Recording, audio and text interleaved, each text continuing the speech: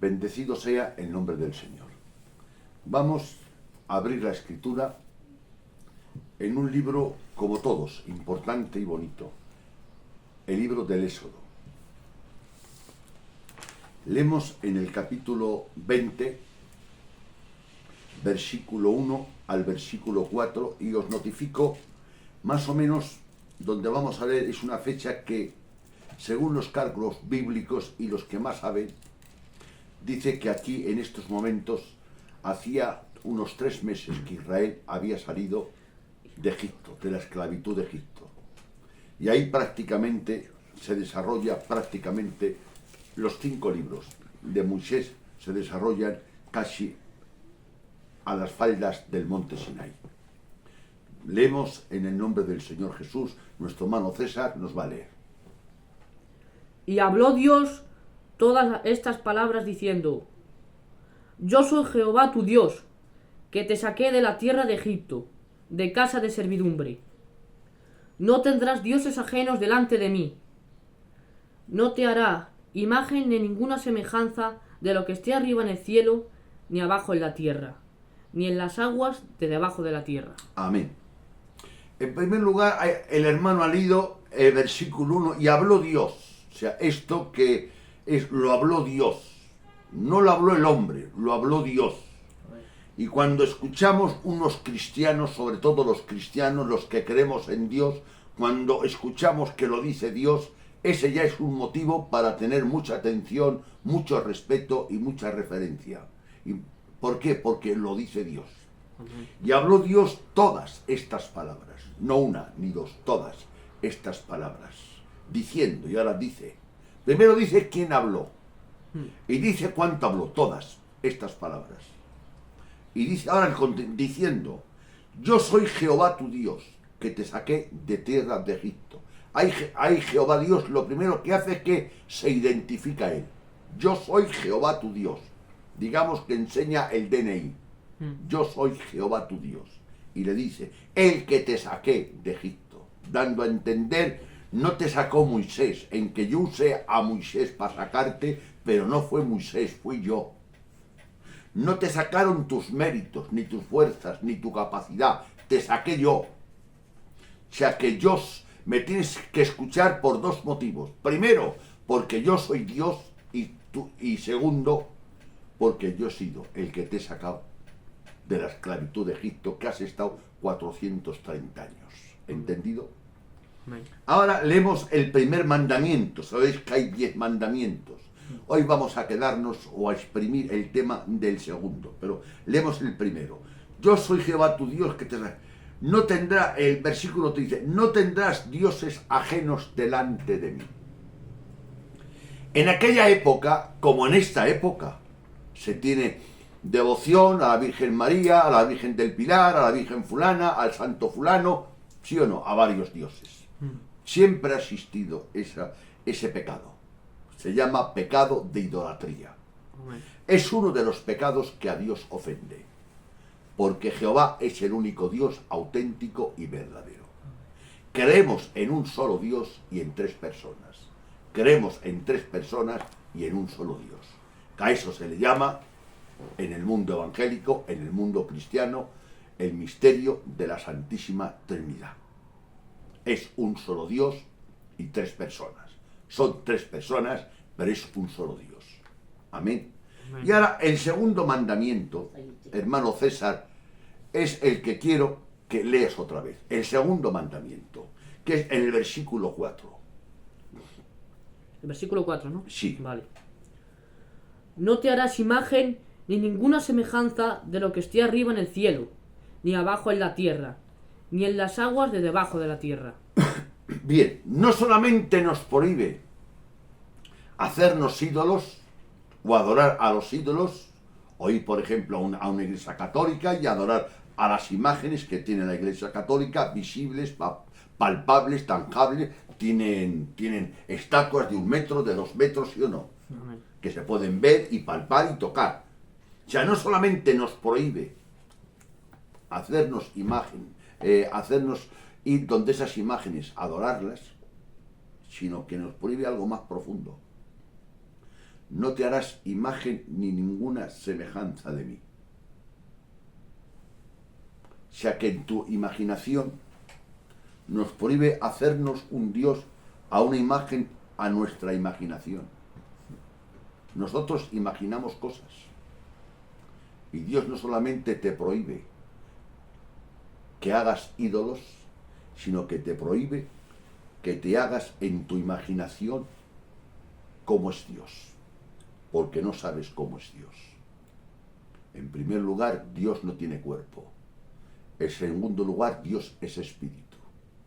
En tercer lugar, Dios es infinito y trascendente, omnipotente, omnipresente, excede a toda la capacidad humana y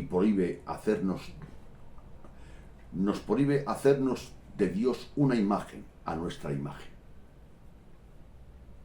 a nuestra imaginación. Y a veces hay hombres que se imaginan cosas como si el hombre fuese parecido a nosotros. Y en nuestra imagen nos imaginamos a un Dios con la barba blanca, con resplandor y con cosas, ¿sí o no? Pues leemos Salmos capítulo 50, verso 21. Contra el hijo de tu madre ponías infamia. Estas cosas hiciste. Y yo he callado. ¿Pensabas que de cierto sería yo como tú? Pero te reprenderé y las pondré delante de tus ojos. ¿Pensabas que yo era como tú? Dice el Señor. O sea que el pensar solamente que Dios es como tú, el pensar yo que Dios es como yo, Consuelo, ya es faltarle el respeto a Dios. Jehová es santo.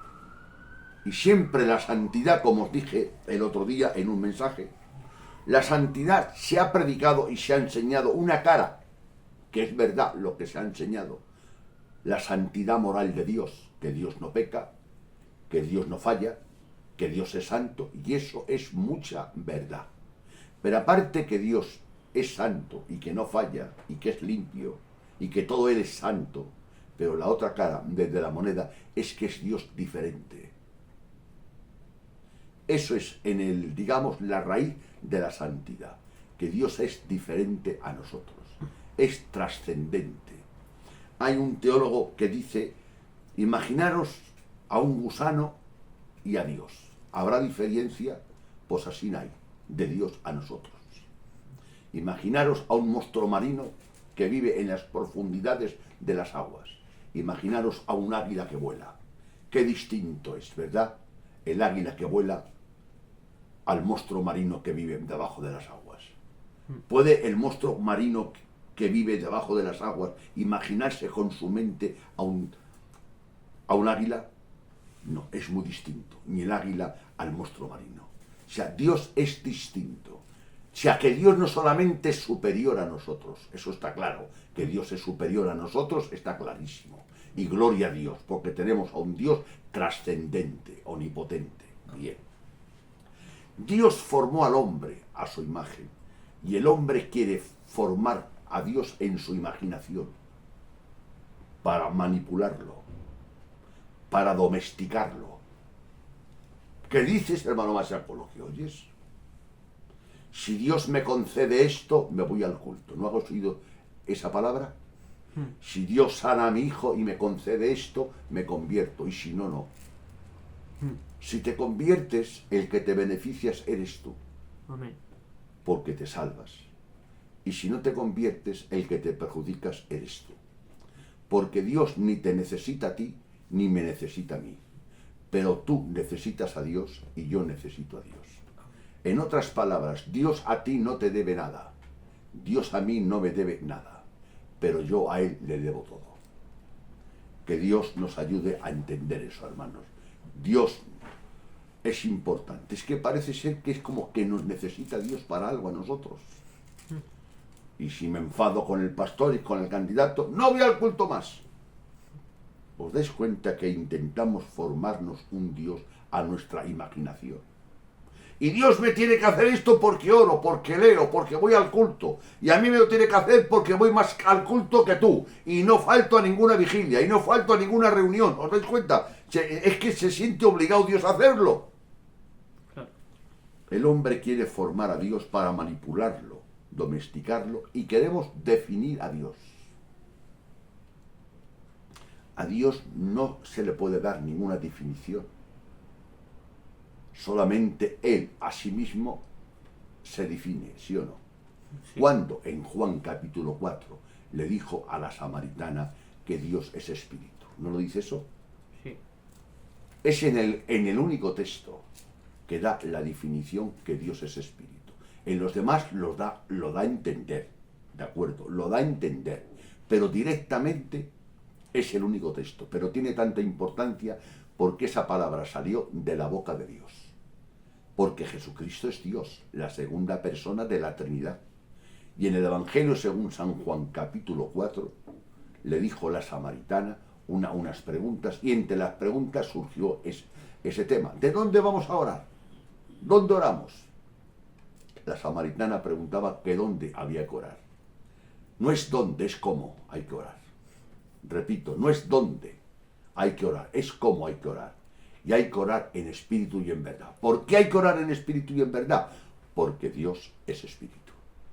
Eso se lo dijo Jesucristo, que es la segunda persona de la Trinidad, el Dios hecho hombre, tu Salvador y mi Salvador, a la samaritana. O sea, tú no puedes definir a Dios, definirlo. Él debe definirse a sí mismo. Él tiene muchas definiciones de sí mismo. Él es la verdad. Él es la luz. Él es la vida. ¿Os dais cuenta? Entonces hay que usar el lenguaje bíblico, y si usamos el lenguaje bíblico revelado por Dios, ¿quién está definiendo a Dios? Nadie, Él solo.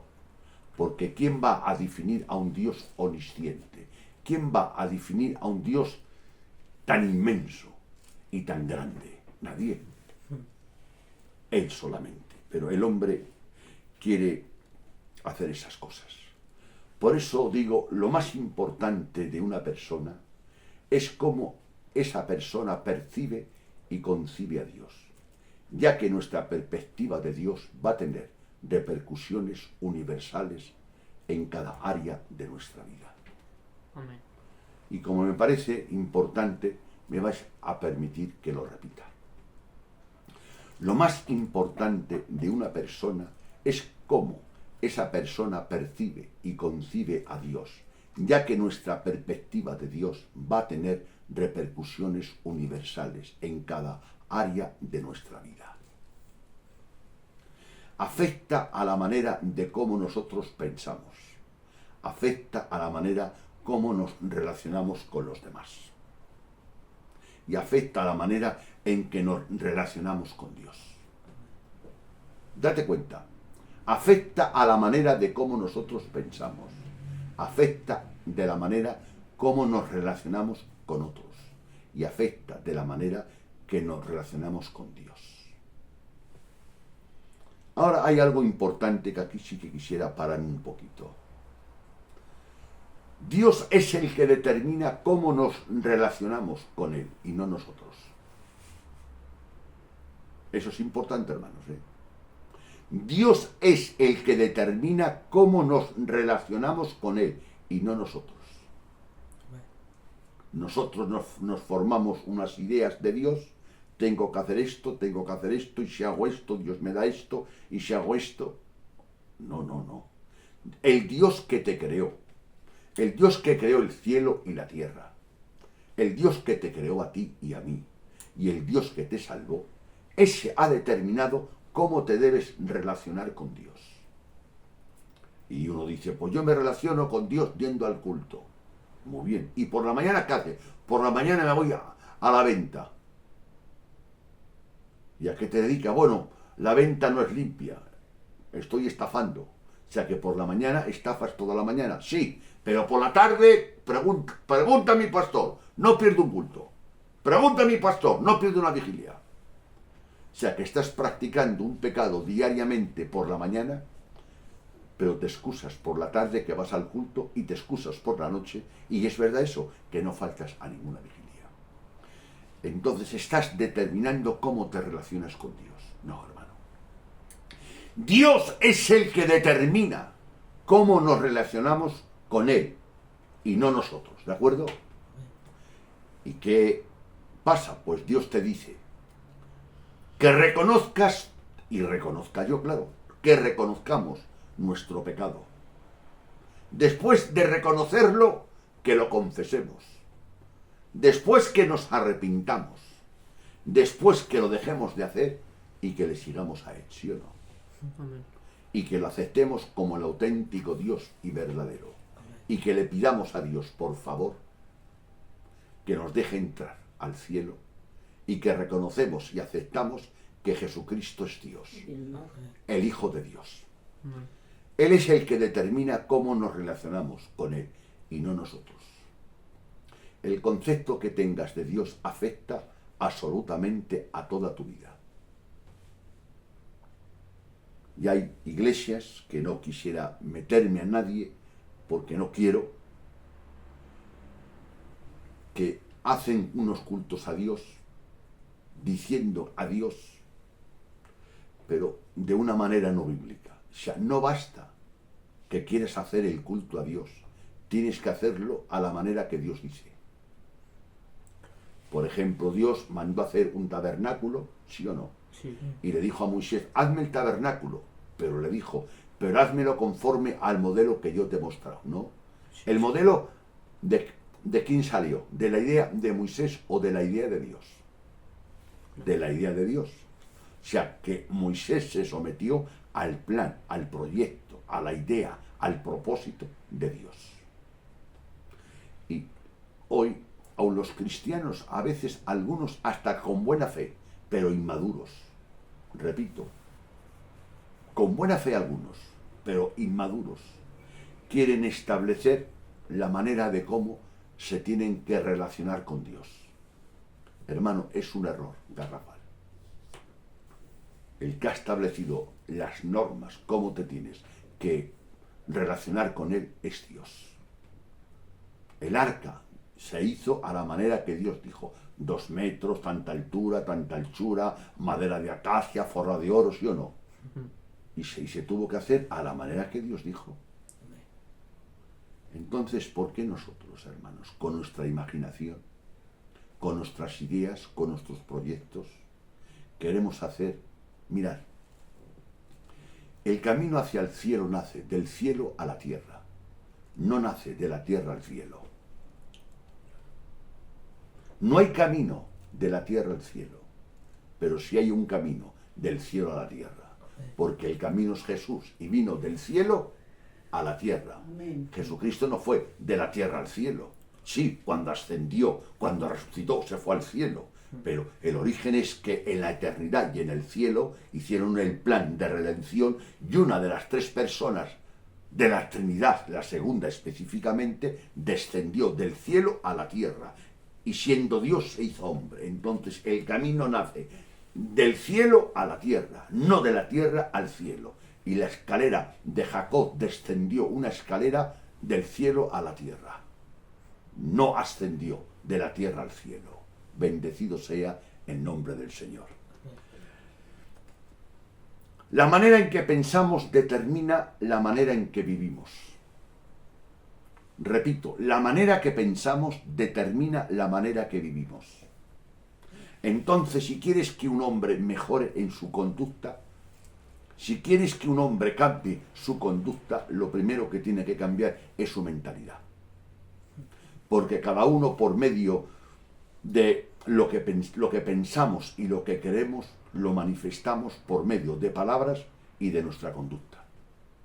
Por eso, repito, la manera en que pensamos determina la manera en que vivimos. Seguimos despacio.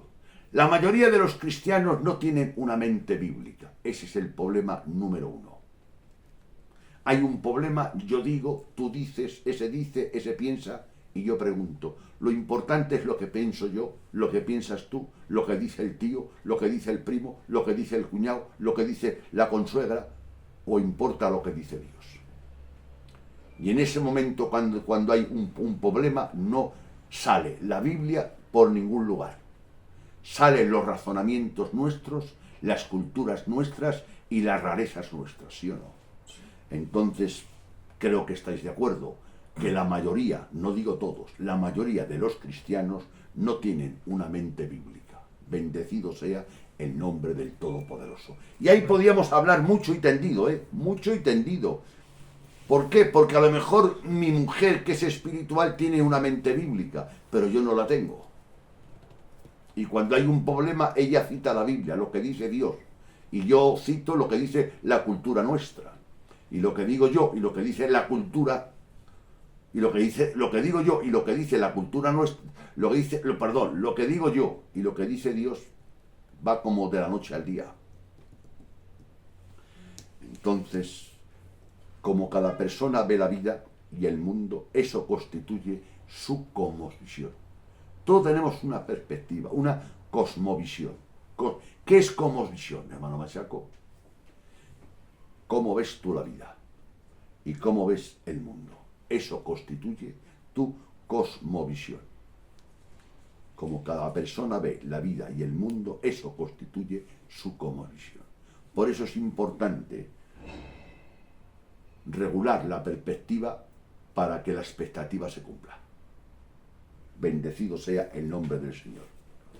El conocimiento de Dios, coge Efesios 2. El conocimiento de Dios da propósito a la vida. El conocimiento de Dios da propósito a la vida. Amén. El conocimiento de Dios da sentido a la vida.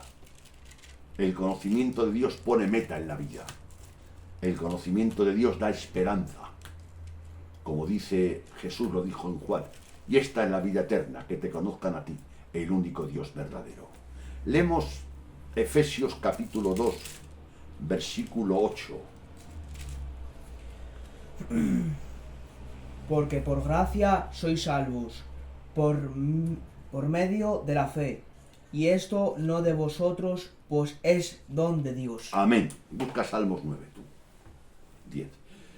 Aquí digo, nuestra fe es sobrenatural, pero no es irracional y es coherente. Repito, nuestra fe es sobrenatural. ¿Por qué sobrenatural? Porque nos la da Dios. Somos salvos por gracia. Primero, te voy a mandar a leer Salmos, capítulo 9, verso 10. Nuestra fe es sobrenatural porque la da Dios. Dice en la Escritura, en Efesios, por gracia sois salvos. Y por la fe. Y eso no viene de vosotros, es don de Dios. O sea, no eres salvo por la fe, eres salvo por gracia y por medio de la fe. Y dice que la gracia y la fe viene de Dios. Entonces, a venir de Dios, sacamos la deducción que la fe y la gracia es sobrenatural. Bendecido sea Dios. Eso lo pone en Efesios capítulo 2, versículo 8. Y en Salmos capítulo 9, versículo 10, Salmos capítulo 9, versículo 10, leemos. En ti confiarán los que conocen tu nombre. Amén. Y busca Salmos 32. En ti confiarán los que conocen tu nombre. ¿Quién va a confiar en Dios? Los que conocen el nombre de Dios. En ti confiarán los que conocen tu nombre. La gracia no es una fe ciega. La gracia es una fe inteligente. Por eso repito y recalco. Nuestra fe es sobrenatural, pero no es irracional. Y es coherente, porque dice, en ti confiarán los que conocen tu nombre.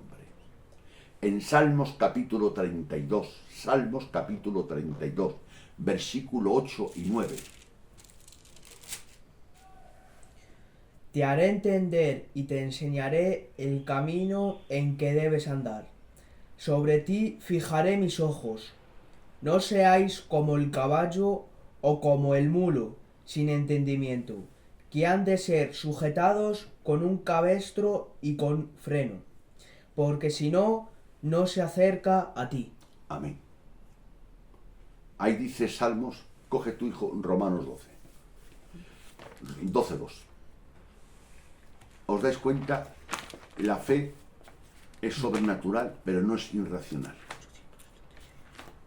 La fe se razona. El Espíritu Santo nos ilumina, nos abre el entendimiento. Leemos la Biblia, Romanos 12. Y entonces entendemos. Romanos 12. Versículo 2. Voy. Romanos 12, 2. Esa es la razón por qué el apóstol nos llama a ser transformados por medio de la renovación de nuestra mente. Romanos 2, 12. Y tú coges Hechos 8. Vale, leo. Sí. No os conforméis a este siglo, sino transformaos por medio de la renovación de vuestro entendimiento. Amén. Vuélvelo a leer. No os conforméis a este siglo, sino transformaos por medio de la renovación de vuestro entendimiento, para que probéis cuál sea la buena voluntad de Dios. Amén. Tú después te mando a leer Hechos capítulo 8, verso 30 y 31. Dice Pablo que seamos transformados por medio de la renovación de nuestra mente, ¿sí o no? Sí. En el texto original, para ser más exacto, hay que corregir esa frase. En la versión Valera dice lo siguiente: dejaos transformar, porque mi mente no me puede transformar. El que transforma es el Espíritu Santo, quede claro. Y este versículo parece ser que es la mente. No. El que transforma es el Dios Espíritu Santo. Aclaremos. Pero el Dios Espíritu Santo usa algo importante. ¿Y qué es lo que usa? El entendimiento, la mente. Te ilumina, te enseña el bien y el mal. Te motiva, te capacita a que escojas el bien y dejes el mal. O sea, el medio que usa es el conocimiento, es la mente. El método que usa no es el sentimiento. La fe no es sensorial, es conceptual. Repito, la fe no es sensorial, es conceptual. ¿Qué diferencia hay? Pues hay un ejemplo que yo lo pongo muchas veces, que ya lo sabe el público de memoria, pero me han dicho que es muy práctico, y voy a repetirlo. Hay una persona que está de entierro, y le preguntas 2 y 2, y te contesta 4. Ya se pasa un año y está de boda, bailando y cantando. Y le dices, oyes, 2 y 2, y te dice 4. Las circunstancias de la pena, del lloro, y las circunstancias de la alegría no han cambiado su concepto, que 2 y 2 son 4. Por eso digo que la fe es conceptual, no es sensorial. Porque si es sensorial, va a durar lo que dura un chocolate a la puerta de un colegio. Por eso, por esa razón, el apóstol llama a ser transformados, no a ser separados del mundo. Porque hay un peligro muy fuerte, el que yo veo. Que los pastores, por cierto, con buena intención, con nobleza, con lealtad, yo, gracias a Dios, tengo una buena opinión de los hombres de Dios que tenemos en nuestra misión. Tanto mandan y tanto prohíben que consigue que la iglesia sea parte del mundo, pero que no se ha transformado. Y cuando hay un problema, ¿qué pasa? Surge el viejo indio. El razonamiento humano, terrenal, carnal, animal y diabólico.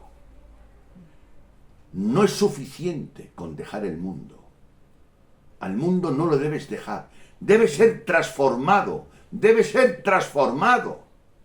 Debe ser transformado. Y a ser transformado dejo el mundo. Yo tengo un nieto mío, de los varios que tengo, que vive en Aranda de Duero, que se llama Johnny, que le dijo a mi hija a los días de ir al culto, en otras palabras, más o menos, voy a dejar el tabaco porque no le agrada a Dios. Y mi hija, como le veía tan prontito, que llevaba 4 días en el culto, hijo, vete despacio, despacio la mamá. Estuve dejando las cosas, pero despacio, porque tenía miedo que fuese una emoción y a los 4 días lo volviese a coger. Pero gracias a Dios no fue una emoción. Mi nieto ha nacido de nuevo. ¿Por qué? Porque ha dado evidencias de tener un nuevo nacimiento. Pero ¿quién le ha quitado de las cosas feas que hacía? de tal manera, hermanos, pues que era pues como un niño normal, que hace cositas que no tiene que hacer. Pero sin embargo Dios ha trabajado en él y está transformado. Hasta su propia madre, que es mi hija, ve un cambio en él tan notable y tan visible que están sorprendidos. Mi yerno, el Johnny, que se llama con el padre, le puso el mismo nombre que él a su hijo, los dos se llaman Johnny. Su propio padre está sorprendido del cambio. Sus tíos, sus primos, están sorprendidos del cambio. Se ha aislado, se ha apartado. ¿Dónde vas? Al culto. Le oye y le invitan a otras cosas y no quiere ir. ¿Por qué se ha separado del mundo? Porque separarte del mundo debe ser la manifestación de la transformación. Y algunos quieren primero separarse del mundo para luego transformarse. ¡No! Debes transformarte y la manifestación de tu transformación es que dejas lo que antes amabas y abrazas lo que Dios aprecia y quiere y respeta. Entonces os dais cuenta la diferencia, pero eso se consigue separar a las personas del mundo por mandamientos y por administraciones. ¿Cómo? Lo siento, hay que dar ejemplos para darme a entender. Hermano, ¿quieres ser del coro? Sí, pues te hago una lista de lo que no tienes que hacer y una lista de lo que tienes que hacer. Ese niño emocionado que tiene sus 4 amigos en el coro, pues tiene deseos de estar en el coro. Lee las 4 cosas que no tiene que hacer y se las quita. Y lee las 4 cosas que tiene que hacer y las hace. Y le dice, hermano, hago lo que tú me has dicho. Te ha comprado el cargo. Lo has puesto en venta y él te lo ha comprado. Y está en el coro. Mañana surge un problema, un bache, y patina. Y entonces hay que ponerle una disciplina, una corrección, una amonestación, y el pastor con mucho cariño, con mucha amabilidad le dice, mira hijo, por esto y por esto que has hecho en el mercado, ese escándalo, pues de momento no es prudente que estés en el coro. Hasta cierto tiempo, después, pues te se pondrá. Pero de momento te quito del coro. A ver si el niño quitó del coro. A ver a sus amigos que están cantando en el coro. Reunión de coro, él no está. Vuelve a las andadas. ¿Por qué? Porque con las reglas que has puesto, lo que conseguí es separarte del mundo, no transformarte. Pero es que se trata que yo no te puedo transformar. El que transforma es Dios, que es la evidencia del nuevo nacimiento. El que recibe el nuevo nacimiento, hay unas evidencias que se llama la transformación. Como yo a veces os he dicho, que la gracia es el detonante de la buena conducta y no la buena conducta es el detonante de la gracia. Pero Pablo, que sabía lo que hablaba y lo que decía, y atinaba, y era inspirado, y era guiado por Dios, y inspirado por Dios, dijo, esa es la razón por que el apóstol Pablo llama a ser transformados. ¿Por qué? Por el medio que el Espíritu Santo usa es la renovación de vuestra mente. Quitar ideas concebidas de nacimiento, practicadas, vividas. Hay que desplantar, desarraigar y volver a plantar. Y eso tiene que ser la obra interna del Espíritu Santo.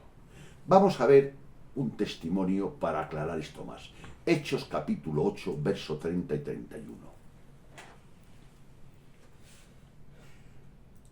Acudiendo Felipe, le oyó que leía al profeta Isaías y dijo, ¿pero entiendes lo que lees? Él dijo, ¿y cómo podré? Santiago. ¿Y cómo podré si alguno no me enseñará? Y rogó a Felipe que subiese y se sentara con él. Amén. Ese es un pasaje del eunuco que va en el carro leyendo. Y leía un pasaje que se encontraba en el libro de Isaías. Y el Espíritu Santo le dijo a Felipe, acércate al carro. Felipe es el evangelista, el que era diácono, pero que tuvo un poderoso ministerio de evangelista. Luego César va a leer Santiago 1:22 después. Y entonces Felipe en aquella época se leía en alto. Y le escuchó leer en alto al eunuco. Y le hizo una pregunta muy inteligente. ¿Entiendes lo que lees?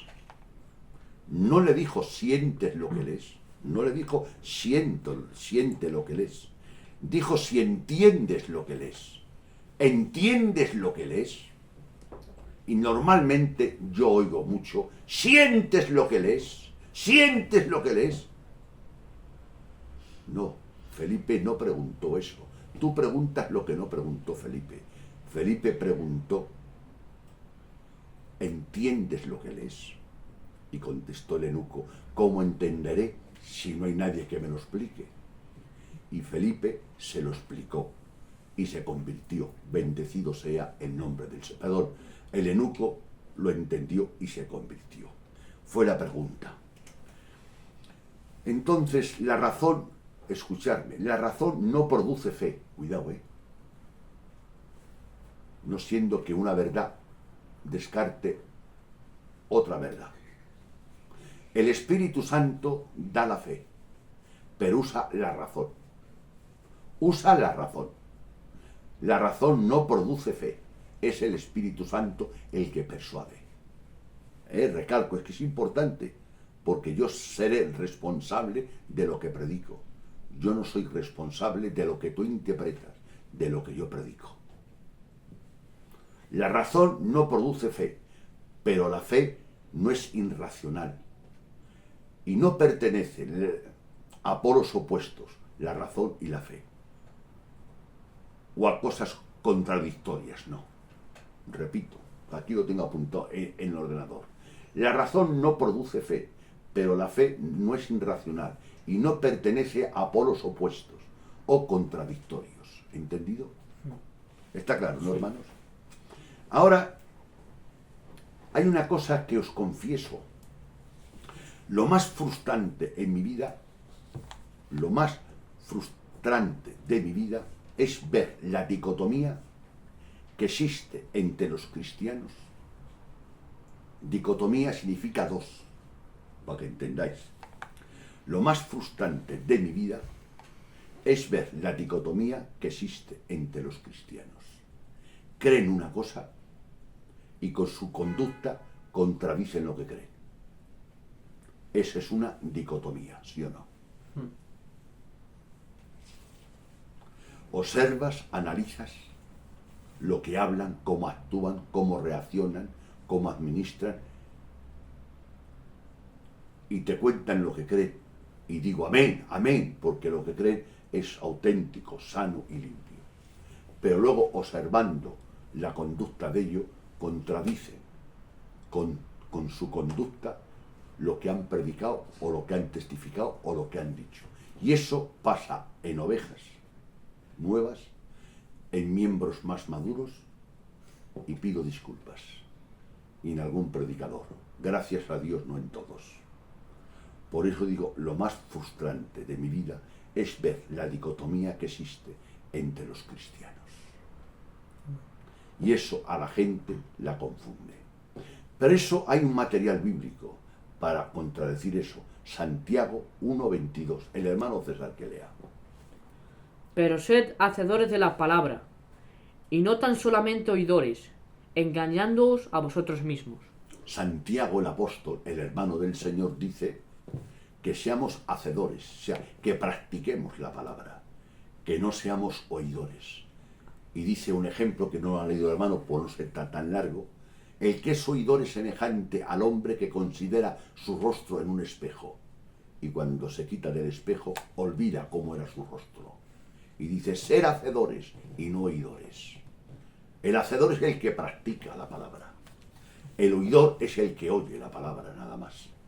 Ahí voy a poner una cosa que hay en la vida. Mirad, hay algunas personas que son entendidas en vinos, muy entendidas, que llaman catadores de vino. Y cuando hay un concurso para dar el premio al mejor vino de ese año, se pone una fila de hombres ya con cierta reputación, con cierto testimonio de inteligencia, de catadores de vino, y cogen y se están todo el día bebiendo. pero realmente no beben. Prueban el vino, lo prueban, pido disculpas, hay una escupidera, lo escupen rápidamente y saborean el vino. Y se tiran 8 horas. Y pasan por sus manos y por sus labios 100 copas, pero no han bebido. Son catadores de vino. El vino no ha hecho efecto en ellos porque realmente no han bebido, no lo han digerido. Y hay gente que dice, hoy predica el hermano fulano, me voy. Y es un predicador muy bueno, que Dios le usa, que Dios lo respalda y que Dios lo bendiga a ese siervo del Señor, que se llena el culto. De gente que no va al culto. Pero cuando oye que predica un buen mensajero, se anda 10, 15, 20 kilómetros y después va a su vida. Es un catador de vino, pero nunca bebe el vino. No sé si este ejemplo sirve. Entonces hay que ser hacedores de la palabra y no tan solamente oidores. ¿Estamos de acuerdo, hermanos? Bueno, pues si os parece, a vosotros, aquí lo dejamos y otro día seguimos porque no hemos terminado. Que Dios os bendiga.